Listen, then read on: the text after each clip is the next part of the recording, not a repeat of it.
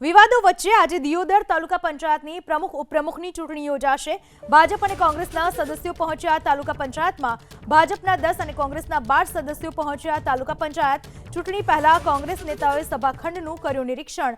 ગેનીબેન ઠાકોર, ગુલાબસિંહ રાજપૂત, શિવાભાઈ ભૂરિયા પહોંચ્યા તાલુકા પંચાયતની કચેરીએ। ચૂંટણીને લઈને તાલુકા પંચાયતમાં ગોઠવાયો લોખંડી પોલીસ બંદોબસ્ત।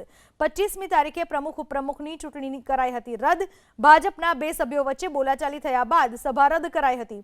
સભા રદ કરાયા બાદ પ્રાંત અધિકારી સાથે કોંગ્રેસ નેતાઓની બોલાચાલી થઈ હતી। પ્રાંત અધિકારીએ કોંગ્રેસના 10 આગેવાનો સામે ફરિયાદ નોંધાવી હતી।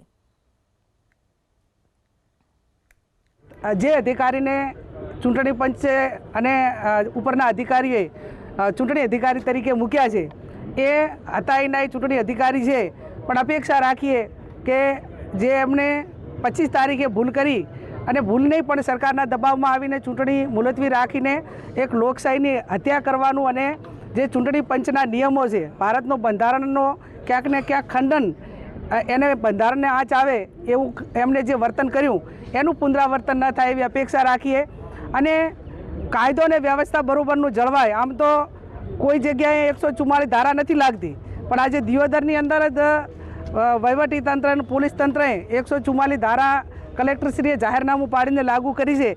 તો અમે તમામ પક્ષના આગેવાનોને બધાને જે એમના સમર્થકોને બધાને અપીલ કરીએ છીએ કે આ કાયદો અને વ્યવસ્થા જળવાય। એના ભાગરૂપે કોંગ્રેસનું પ્રતિનિધિ મંડળ અત્યારે સભાખંડ તાલુકા પંચાયતમાં અને કઈ રીતે વ્યવસ્થા છે, કંઈ ગેરવ્યવસ્થા ના થાય કે ગેરરીતિ ના થાય એની ચકાસણી માટે અમે સાંસદ શ્રી ગેનીબેન, પૂર્વ ધારાસભ્ય શિવાબા, અમારા ધારાશાસ્ત્રી BK જોશી સાહેબને બધા અહીંયા આવ્યા છે।